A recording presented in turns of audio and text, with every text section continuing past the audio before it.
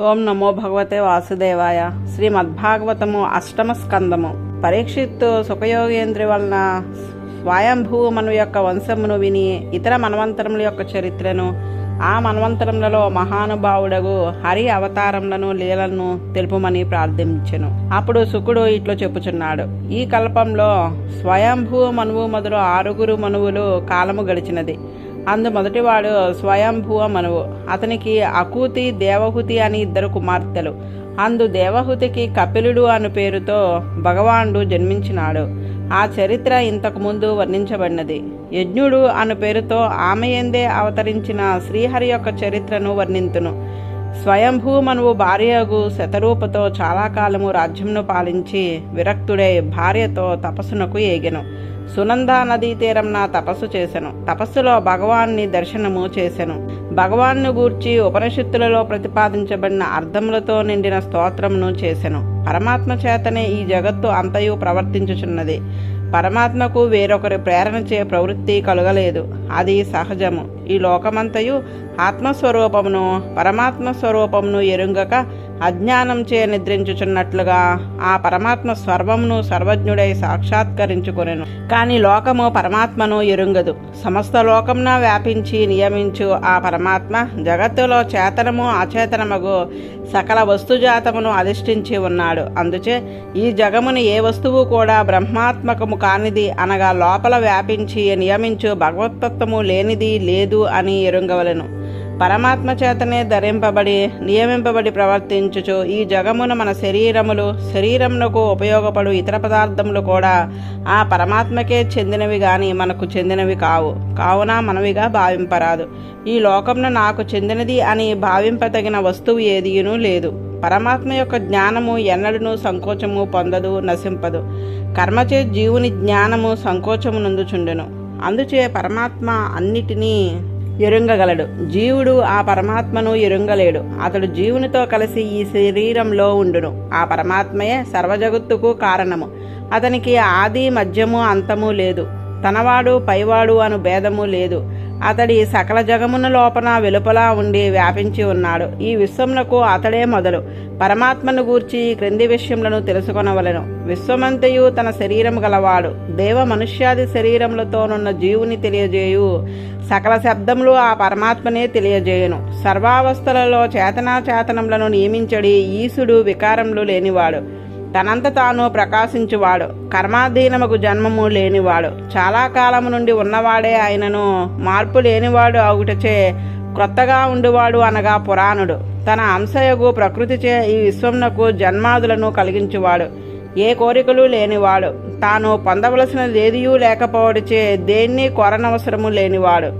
జీవుడు కర్మలచే సుఖమును పొందవలనని కర్మలను చేయుచున్నాడు. కానీ కర్మానుసారంగా ప్రవృత్తిని కలిగించువాడు పరమాత్మయే. సుఖము కొరకే చేయు కర్మలచే దుఃఖమును కలిగించుచుండుట చూచి జీవుడు కర్మలను చేయుట యందు కోరికలను వదులును. భగవంతుడు కర్మానుగుణముగా జీవులచే ఆయా కర్మలను చేయించువాడైనను అతనికి కర్మలు అంటవు.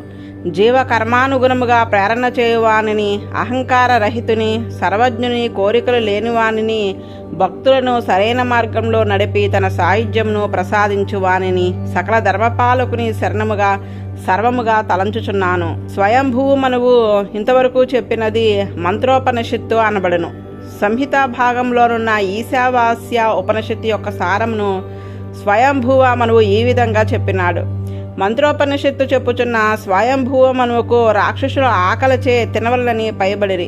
ఆ అసురులను యజ్ఞుడు అను రూపమున అవతరించిన భగవానుడు తన పుత్రులతో కలిసి చంపెను. తానే ఇంద్రుడై స్వర్గమును పాలించెను.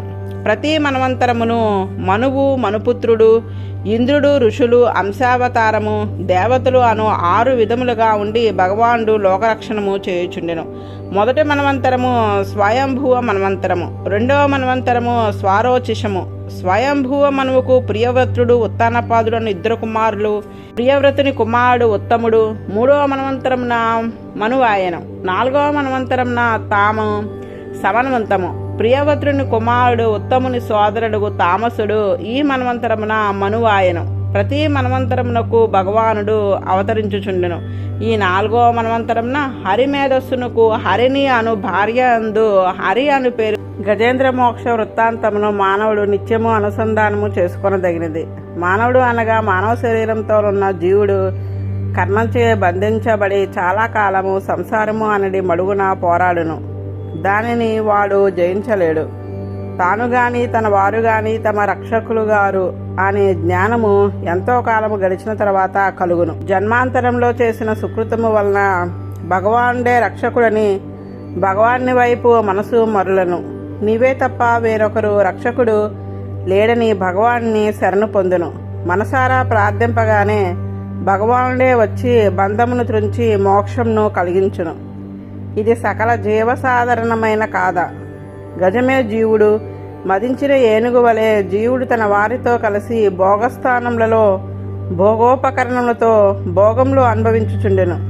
ఆధ్యాత్మిక తాపము కలిగి దాన్ని వారించిన కొరకు ఏనుగు ఎండచే నోరెండి చెరువులో దిగినట్లు ఈ సంసారమున అనేక విషయములను అనుభవించుటకు ఉపక్రమించును. మనసు ఇంద్రియములు మొసళ్ళు వంటివి. అవి మన్ను పట్టుకొనుచు ఈ శరీరం నుండి జీవుణ్ణి బయటకు రానివ్వక బంధించును. తన ప్రయత్నముచే తానే ఆ బంధం నుండి విడవలనని ప్రయత్నించును. తన వారెవరూ రక్షించలేరు. జన్మాంతర సుకృతంచే నారాయణ నామము గుర్తునకు వచ్చును. భగవానుడే ఉపాయమని నమ్మి ప్రార్థించి వాని సుదర్శనముచే ముసలి వంటి మనసు ఇంద్రియములో ఖండింపబడగా జీవుడు మోక్షం నందును. ఇది జీవమోక్ష గాథ. ఇదే గజేంద్ర మోక్ష కథ. అందుచే మన పెద్దలు నిత్యము లేవగానే గజేంద్ర మోక్ష కాదని తలంచుచు హరినామంను స్మరింతురు. హరియే గజేంద్రుని ముసలి పట్టు నుండి విడిపించినాడు.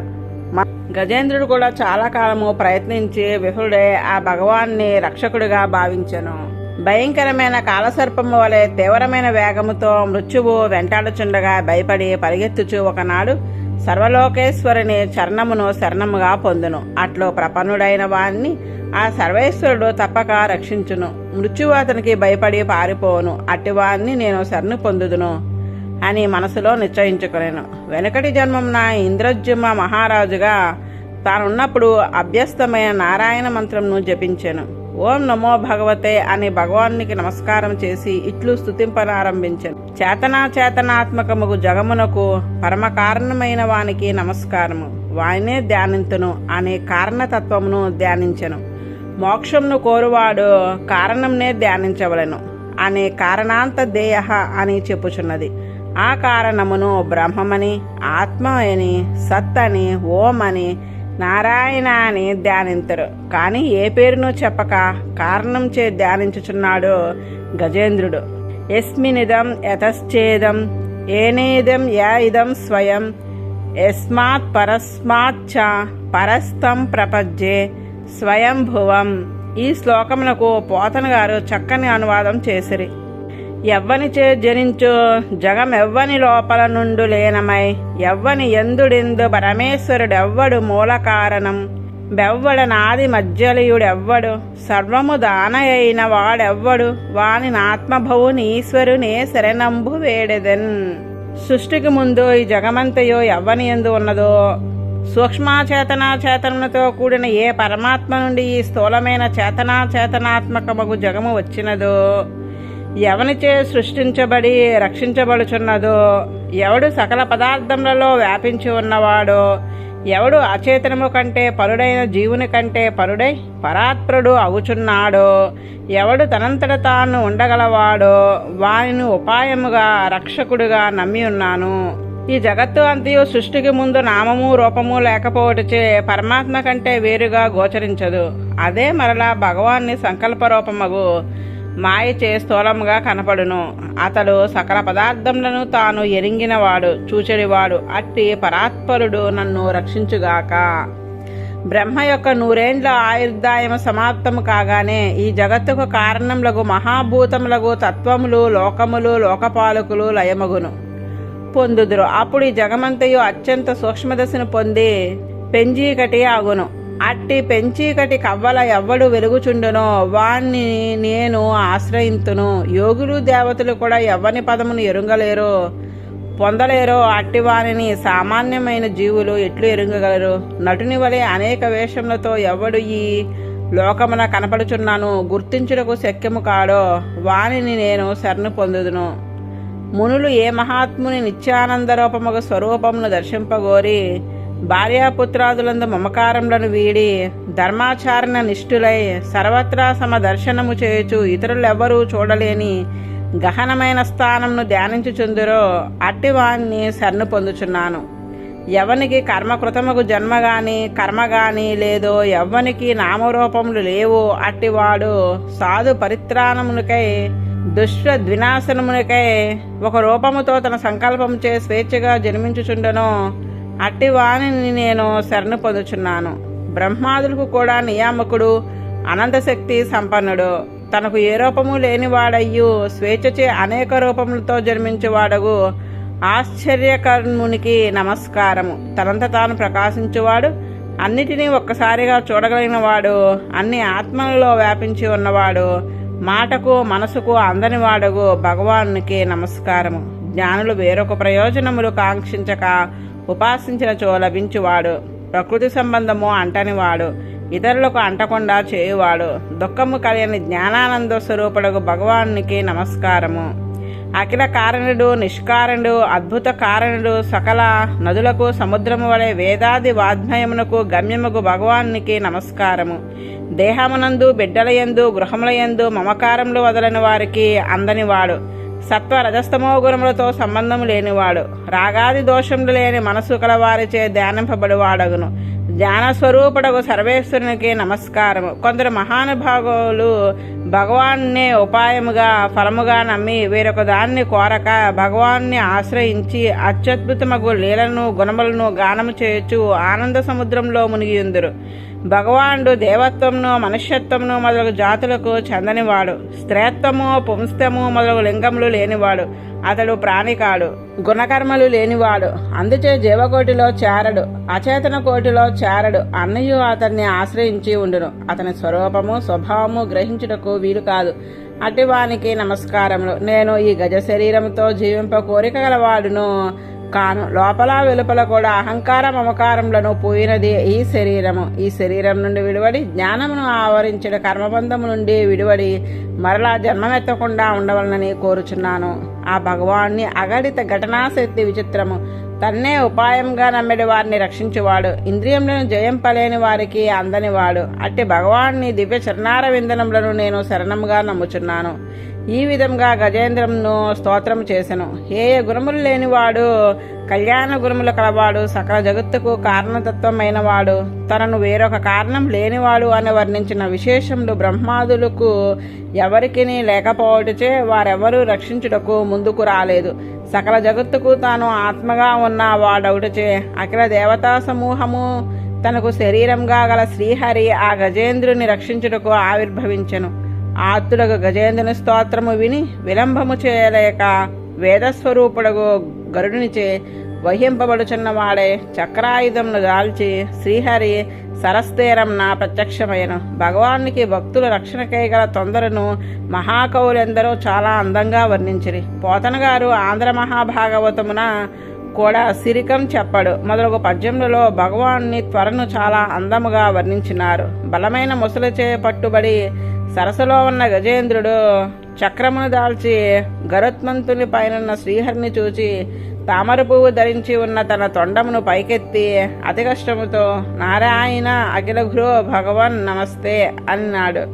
దీనిచే వెనుక గజేంద్రుడు వర్ణించిన సకల జగత్కారణముకు తత్వము నారాయణుడే అని స్పష్టంగా తెలియచున్నది. శ్రీమన్నారాయణుడు వెంటనే గరుత్మంతుని నుండి దిగి చెరువులో ప్రవేశించెను. ముసలిని గజేంద్రుని కూడా చెదురుతో పట్టి ఒడ్డునకు తెచ్చెను. చక్రముతో ముసలి నోటిని చీల్చి గజేంద్రుడిని విడిపించెను. దేవతలందరూ భగవాన్ని కృపకు ఆశ్చర్యపడి చూచుచుండిరి. సంసారంలో నుండి భగవంతుడే ఉపాయమైన దృఢమైన నమ్మకం కలిగి ప్రార్థించినచో భగవానుడే దిగి వచ్చి మనకు ఈ బంధము విడువడినట్లు చేయును. వాడే ఉపాయము దృఢమైన విశ్వాసము కలిగి ఉండుట కంటే వేరొక ప్రయత్నం ఏదీ చేయవలసిన అవసరము లేదు. మోక్షమునకు అదే ఉపాయమని గజేంద్రుడు నిరూపించినాడు. బ్రహ్మరుద్రాద్రులు మొదలగు దేవతలు ఋషులు పుష్పవర్షమును కురిపించిరి. దుందుబులు మ్రోగించెను, గంధర్వులు నృత్యం చేసిరి, గానము చేసిరి, చారణులు సిద్ధులు స్తోత్రం చేసిరి. ఆ ముసలి శాపము వీడే పరమాశ్చర్యమగు రూపమును ధరించి హూహూ అను గంధర్వుడగు తన రూపమును పొందెను.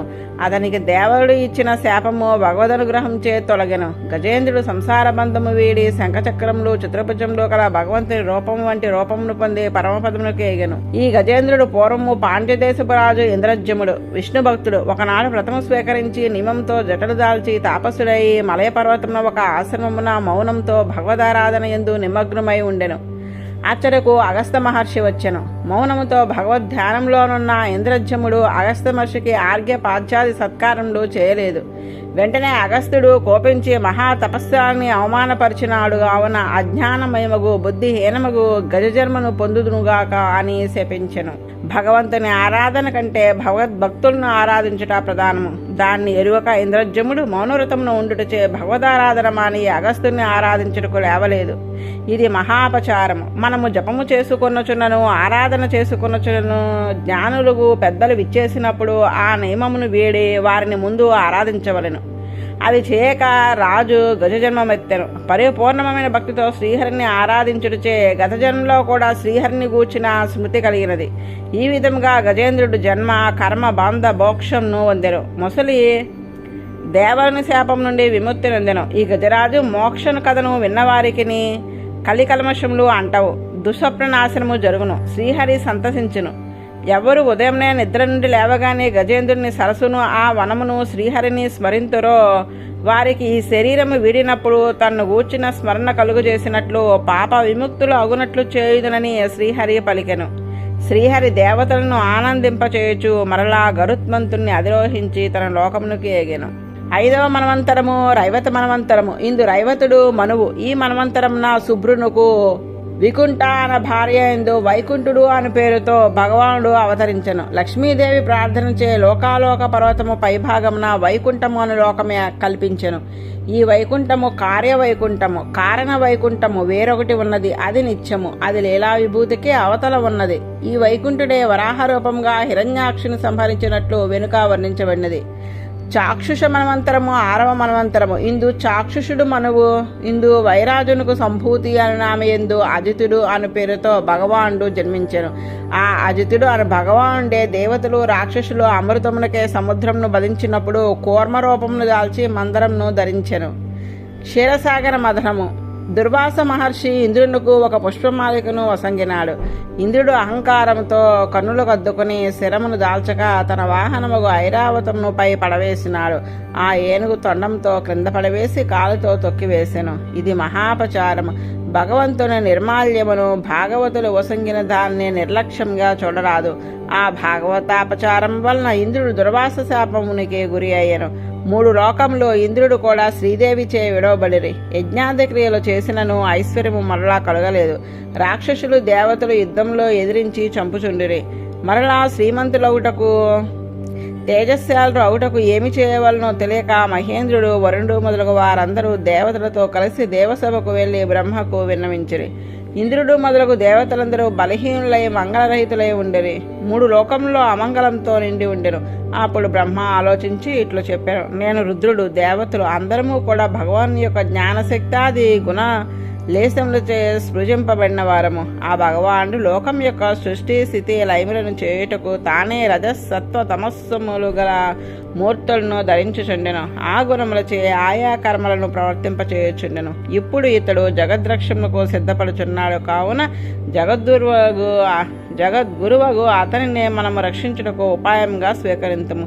శరణు పొందిన వారిని రక్షించుట అతని స్వభావము. ఇట్లు చెప్పి బ్రహ్మ దేవతలతో కలిసి తమస్సు కవతలున్న అజితుడు అనే భగవాన్ని స్థానమునకు చేరెను. దేవతలకు కూడా భగవానుడు కనపడడు. వేదములలో ఇట్టివాడని వినినారు కనుక ఆ వాక్యమునందు విశ్వాసం ఉంచి మనసును దృఢముగా నిలిపి ఇట్లు స్తోత్రము చేసిరి. హే దేవా, నీవు వికారరహితుడువు, సత్యస్వరూపుడువు, పరేణ్యుడువు, సకల జగత్ కారణమైన వాడువు, ప్రాణ మనోబుద్ధులకు సకల ఆత్మలకు ఒక్కసారి దర్శింపగలవాడువు, జాగ్రత్త స్వప్న సుషుప్తులాంటి అవస్థలు లేనివాడవు, శబ్దాది విషయములను శ్రోత్రాంద్రియములను ప్రకాశింపచేయగలవాడవు, కర్మాయాత్మకు శరీరము లేనివాడవు, రాగద్వేషములు కల పురుషులకుండి ఈ అజ్ఞానం లేని పరిశుద్ధ జ్ఞానము కలవాడు సర్వత్రా వ్యాపించి ఉండు. దేనికి ముఖ్యముగు మూలాధారము పరమాత్మ సంకల్పము. పంచభూతంలో మనసు, బుద్ధి, అహంకారము అన్నవి 8 చక్రమునకు పైకమ్మి వల్లే ఉండునవి. ఈ చక్రమునకు మూలముగు పరమాత్మను శరణముగా నమ్మి ఉన్నాము. భగవానుడు కేవలము సత్వప్రధానుడు. తమస్సునకు అనగా ప్రకృతి మండలమునకు ఆవలివాడు. సంసారులచే చూచుటకు శక్యము కానివాడు. ఇంద్రియ గోచరుడు కాదు, అవధులు లేనివాడు. బంగారము వలె అధికముగు ప్రకాశము కలవాడు. అట్టి వాణిని ముముక్షువులు యోగ మార్గంన ధ్యానించుచుందురు. లోకములో భగవన్మాయచే తిరోహితమైన జ్ఞానము కలవారే పరమ పురుషార్థమగు పరమాత్మను ఎరుంగజాలరు. ఎంత జ్ఞానము కలవారైనను తమ ప్రయత్నముచే ఆ మాయను దాటలేరు. బ్రహ్మాది దేవతలు, ఋషులు సత్వగుణము ప్రధానముగా ఆవిర్భవించిన వారైనను, జ్ఞానము కలవారైనను ఆ భగవాన్ని సూక్ష్మమైన గతిని ఎరుంగలేరు. భూమి మొదలగు సమస్త లోకములను, సర్వభూతములను ఆ భగవాన్ని శరీరము పురుష సూక్తంలో వర్ణింపబడినట్లుగా చరాచరములన్నీ వారి నుండి వెలువడినవే. ఆ భగవాన్ని బలము వలన మహేంద్రుడు, అనుగ్రహము వలన దేవతలు, క్రోధము వలన రుద్రుడు, హర్షము వలన బ్రహ్మ, ఇంద్రియముల వలన ఛందస్సులు ఆవిర్భవించినవి. వాని వక్షస్థలం నుండి స్త్రీ జన్మించినది. ఛాయచే పితృదేవతలు, స్తనముల నుండి ధర్మము, వీపు నుండి అధర్మము, శిరస్సు నుండి ఆకాశము ఆవిర్భవించినవి. బ్రహ్మనాది వర్ణములు అతని అవయముల నుండి ఆవిర్భించినవే. ఈ విధముగా తన మాయ చేతనే సకల లోకములను, సకల భావములను, సకల వాజ్మయమును సృజించినాడు. దానినంతను తన శరీరంగా ధరించినాడు. ఒకనాడు వాటినన్నిటినీ ఉపసంహరించి స్వానందానుభవంచే పరిపూర్ణుడై ఉండువాడు. సత్వ రజస్తమో గుణములు సంబంధము లేనివాడు ఆ సర్వేశ్వరునికు నమస్కారము. ప్రభు పైన చెప్పిన గుణములు కల నీ దివ్య మంగళ విగ్రహమును దర్శింపవలనని శరణి పొందిన మా నేత్రములకు గోచరమగునట్లు చేయము. మందహాసముతో నిండిన నీ ముఖమును దర్శింపచేయము. ఆయా కాలములలో స్వేచ్ఛచే నీవు అనేక రూపములను దాల్చి సాధింప శక్యముగాని కార్యములను మో కొరకు చేయుచున్నావు కదా. మేము చేయు కర్మలలో క్లేశమధికము, ఫలము అల్పముగా సాగుచున్నది. అవి వ్యర్థములు. నీ స్తోత్రము, నీకు నమస్కారము ఒక్కసారి చేసినను అధికమగు ఫలము వసంగను. లోకములో మేము చేయు ఏ వ్యాపారం నేను నీకై సమర్పించినచో వ్యర్థము కాదు. నీవే సకల లోక మూలము. చెట్టునకు మొదట పోసిన నీరు ఎట్లు కొమ్మలకు, ఆకులకు అంతకు చేరునో అట్లే విష్ణువును ఆరాధించుట సకల లోకారాధనము, సకల ఫలప్రదము అగును. ఈ విధముగా దేవతలచే స్తుతింపబడిన భగవానుడు 1000 మంది సూర్యులు ఒక్కసారి ఉదయించినట్లు వారికి దర్శనము వసంగెను. దేవతలు ఆ తేజస్సును చూడజాలకపోయేరి. బ్రహ్మ, రుద్రుడు దివ్య తేజో విరాజితమగు ఆ భగవాన్ని దివ్యమంగళ విగ్రహంను దర్శించిరి. ఆ రూపము బంగారు కాంతితో ప్రకాశించుచున్నది. పీతాంబరమును ధరించుచున్నది. సుందరమగు ముఖము, మణి కిరీటము, కేయూరములు, కర్ణాభరణములు, హారములు, మొలనూలు, వలయములు, కౌస్తభము, నూపురములు మొన్నగు దివ్యాభరణములతో ప్రకాశించుచున్నది ఆ రూపము. వనమాల, లక్ష్మి, కౌస్తభము వక్షస్థలమును ప్రకాశించుచున్నవి. చక్రాది ఆయుధములు తమ తమ మూర్తులతో స్వామిని సేవించుచున్నవి. ఇట్టి రూపమును దర్శించి దేవతలతో, రుద్రునితో కూడా బ్రహ్మ నేలకు ఒరిగి నమస్కరించెను. లేచి ఇట్లు స్తుతించుచున్నాడు. భగవానుకు విగ్రహము లేదని అనుకొనుచుందురు. మనవలే కర్మచే ఏర్పడిన రూపము లేదు, కానీ తనకే అసాధారణముగా ఒక రూపము ఉన్నది. ఆ రూపము అందరికీ గోచరము కాదు. ఆయన అనుగ్రహముచే దర్శింపచేసిన నాడు బ్రహ్మాదులు కూడా దర్శించగలరు. అతడు కర్మాధీనములకు జన్మము లేనివాడు. దుఃఖముతో కలియని ఆనంద మహోదధి. అనువైన జీవుని కంటే అనువై లోన వ్యాపింపగలవాడు. ఇట్టి వాడని ఇక్కడ ఉండునని, ఇప్పుడు ఉండునని ఎవ్వరికి తెలుసుకొంటకు శక్యము కానివాడు. యోగ సాధనముచే దర్శించుటకు మాత్రమే వీలైనవాడు. విశ్వమంతయు తన రూపమైన వాడు. తనతో విడదీయటకు వీలుకాను అన్నట్లు కలిసి ఉన్న ప్రకృతిని తన సంకల్పముచే స్థూలముగా చేసి దానిలో జీవునితో పాటు తాను ప్రవేశించి నామరూపములను కల్పించుచున్నవాడు. అగ్ని నుండే విస్ఫులింగములో బయలుపడినట్లు బ్రహ్మ, రుద్రుడు, దేవతలు, ప్రజాపతులు మొదలగు వారందరూ ఆ విష్ణువు నుండి వెలువడిన వారే. ఇట్లు బ్రహ్మ మొదలగు వారు తామెరిగినంతగా ఓ దేవతలారా శ్రద్ధగా వినుడు, మీకు శ్రేయము కలుగును. రాక్షసులతో సంధి చేసుకొనుడు. సాధించవలసిన కార్యంను అనుసరించి ఒకప్పుడు శత్రువులతో కూడా సంధిని చేసుకొనవలెను. ఒక పాము ఎలుక బుట్టలో పడి ఉన్నవి. అప్పుడు తెలివైన పాము తనకు ఆహారం కదా అని ఎలుకను ముందు తినదు. ఆ ఎలుక బుట్టకు కన్నము చేసి వెలుపలకు దారి ఏర్పరచుదాకా నిరీక్షించును. అప్పుడు ఆ ఎలుకను తిని పాము బయటకు పోవును. మీరు కూడా అట్లే సమయమునకు నిరీక్షింపుడు. యుద్ధంలో చనిపోకుండా చేసుకొంటకు అమృతంను సంపాదించవలను. పాల సముద్రంను మదించి అమృతంను పొందవలెను. మందరము కవముగా వాసుకి త్రాడుగా ఉండవలెను. బలముగల రాక్షసులు మదనమునకు ఎక్కువ కష్టపడి అమృతం వచ్చుచున్నట్లు చేయనప్పుడు ఆ సముద్రం నుండి విషము వచ్చును. విలువైన వస్తువులు వచ్చును. విషమును చూచి భయపడరాదు. విలువైన వస్తువులకు ఆశపడరాదు. రోషం ఎన్నడూనూ రారాదు. ఇట్లు మీరు ప్రవర్తించినా మీకు శ్రేయము కలుగును. ఇట్లు చెప్పి పురుషోత్తముడు అంతర్ధానమాయను. బ్రహ్మ రుద్రుడు దేవతలతో తమ తమ స్థానంలోకి ఎగిరి యుద్ధ ప్రయత్నములు మానిరి. యుద్ధమునకు విముఖులుగా ఉన్న వారిని చంపవలదని తన సేవా నాయకులను బలి ఆజ్ఞాపించెను. బలి దేవతలతో సంధి చేసుకుంటకు సిద్ధపడెను. ఇంద్రుడు అందరము కలిసి సముద్రంను మదించి అమృతమును సాధించమని చెప్పి వారితో మైత్రి చేసుకొనెను.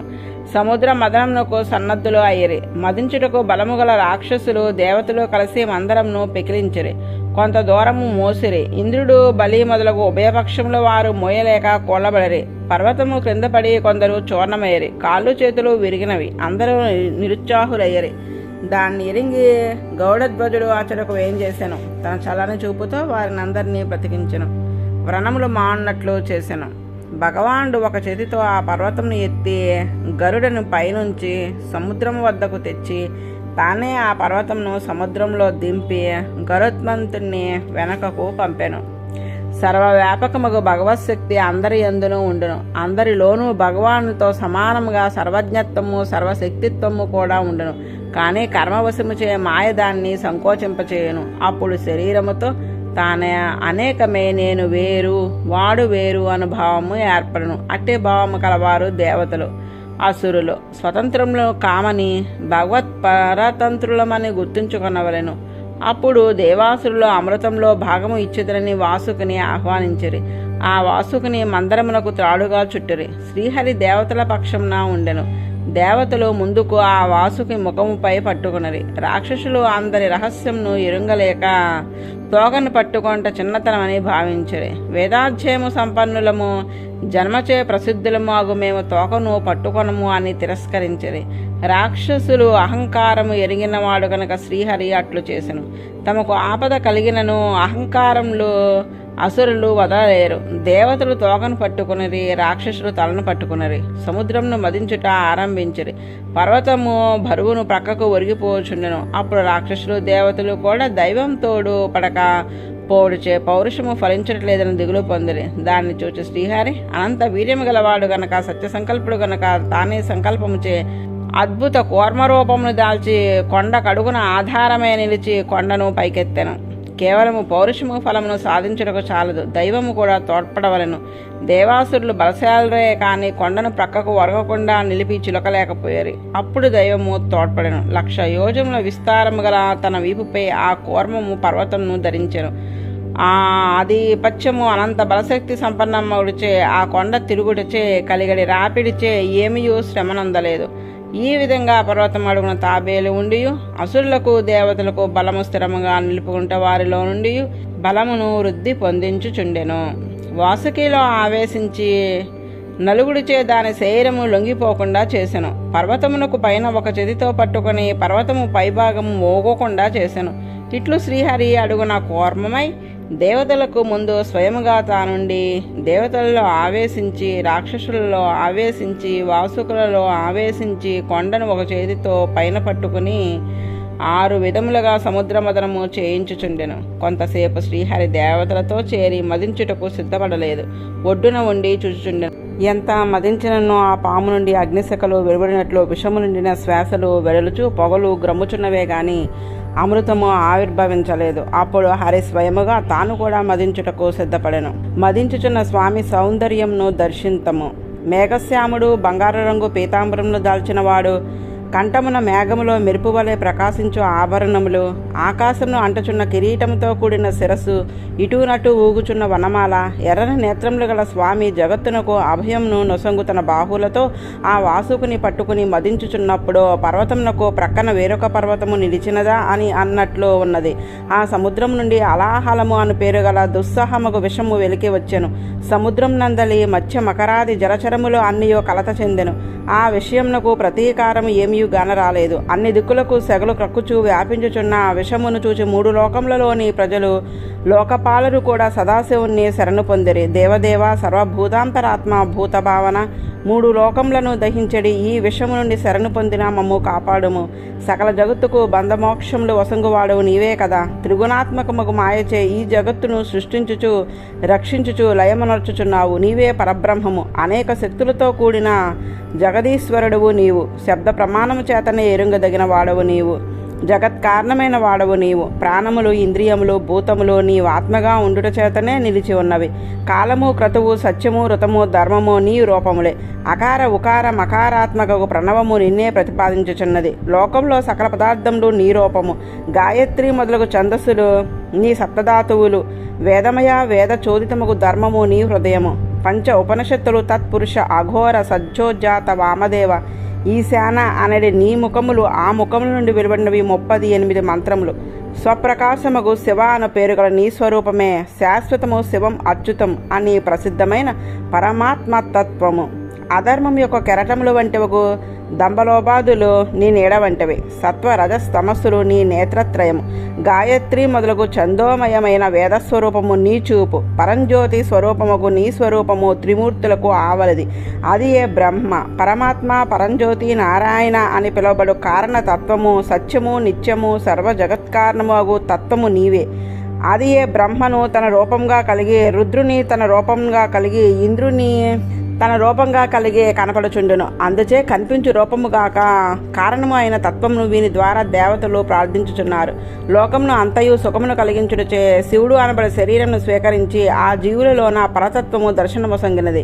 దాన్ని ఎరింగిన దేవతలు లోకసుఖమునకై పరమశివుని ప్రార్థించిరి. అప్పుడు పరమశివుడు ప్రజలకు కలిగిన బాధను చూచి కృపచే చాలా బాధపడి పార్వతితో ఇట్లు అనెను. భవాని క్షీర సముద్ర మధునము వలన కాలకూట విషము వెలువడినది. దానిచే ఈ ప్రజలకు కలిగిన ఉపద్రవము చూడుము. అది వారి ప్రాణములు తీయుచున్నది. వారు భయపడి తల్లడిల్లుచున్నారు. వారికి నేను అభయమొసంగవలెను. సామర్థ్యము గలవాడు దీనులను కాపాడవలెను. సత్పురుషులు క్షణభంగరములుగా తమ ప్రాణములను వదిలి ఆయన్ను ప్రాణులను కాపాడుదురు. భగవన్మాయచే ప్రాణులు ఒకరిపై ఒకరు పగపెట్టుకుని ఉందురు. కానీ వారందరి యందును పరమాత్మ వ్యాపించి ఉండును.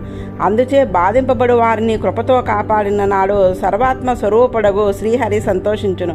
ఆ శ్రీహరి సంతుష్టి చెందిన నాడు సకల చరాచరములతో నేను కూడా సంతుష్టి కలవాడును ఆగుదును. అందుచే వీరికి ఆపద తొలగి సంతోషము కలుగుట నా సంతోషము. దానికే విషమును మృంగెదను. నాకు ప్రజలకు సుఖమగుగాక అని సర్వమంగళతో చెప్పి ఆమెను అనుమతింపజేసి విషమును ఆరగించుటకు సిద్ధపడెను. శివుని ప్రభావము ఎరిగినదొకటిచే ఆమె అంగీకరించెను. అంతటను వ్యాపించి ఉండు ఆ హలాహల విషమును తన శక్తిచే ఒక చోట చేర్చి తన అరచేతిలో నిల్చునంత మాత్రము చేసెను. దాన్ని భక్షించెను. ఆ విషము మహామహిమాన్వితుడగు మహాదేవునిపై కూడా తన ప్రభావంను చూపి అతని కంఠమును నీలముగా ఉనర్చెను. పరమశివునికి కంఠమును కలిగిన ఆ నల్లదనము ఆవరణముగా ప్రకాశించెను. లోకులకు కలిగిన బాధలను తొలగించుటకై తాము ఆ బాధను అనుభవించువారు మహాత్ములు. వారు అనుభవించు ఆ దుఃఖము విశ్వాంతర్యామియగో పరమపురుషునకు సమారాధనము. శంభువు చేసిన ఆ మహోపకారమును విని ప్రజలు పార్వతి బ్రహ్మ వైకుంఠుడు కూడా ప్రశంసించిరి. అరచేతితో ఆ విషము పరమశివుడు నోటిలో పోసుకొనుచున్నప్పుడు జారిన విషమును గ్రహించి తేళ్లు పాములు విష ఔషధులు లోకమున ఉపద్రవకరములై నిలిచినవి. పరమశివుడు విషమును పానం చేసినాడు. దేవాసురులు సంతసించిరి. మరలా మదించుట ఆరంభించిరి. అప్పుడు కామధేనువు వెలువడెను. పాలు పెరుగు నెయ్యి మొదలగు హోమద్రవ్యములు వసంగుటచే వైదిక కర్మలకు ఉపయోగించు ఆ కామధేనువును ఋషులు యజ్ఞమున హవిస్సులను వసుంగునని స్వీకరించిరి. తరువాత సముద్రం నుండి చంద్రుని వలె తెల్లగానున్న ఉచ్చాహ్యస్రవము అనే అశ్వము వెలువడెను. ఇంద్రునికి దానిపై కోరిక కలిగెను. కానీ దేన్ని కోరవలదని ఈశ్వరుడు మునుపు ఉపదేశించుటచే ఆ కోరికను అభివ్యక్తం చేయలేదు. తరువాత 4 దంతములు గల తెల్లని ఐరావతము బయలువడెను. తరువాత కౌస్తుభము అను మణి బయటకు వచ్చెను. శ్రీహరి తన ఉరమును అలంకరించుకొనవలని కోరెను. తర్వాత కోరిన వారి కోరికలు నెరవేర్చడి దేవలోకమునకే అలంకారముగు పారిజాతము బయలువడెను. తర్వాత బంగారు ఆభరణలతో మనోహరమగు చూపులతో నడకతో దేవతలు మనసులను హరించడి అప్సరసులు ఆవిర్భవించిరి. తర్వాత భగవంతునికే చెందదగిన లక్ష్మి ఆవిర్భవించినది. మెరుపు మెరిసినట్లు ఆమె కాంతి అన్ని దిక్కులను ప్రకాశింపజేసెను. ఆమె సౌందర్యమునకు పరవశమై దేవదానవులందరూ ఆమెను కోరిరి.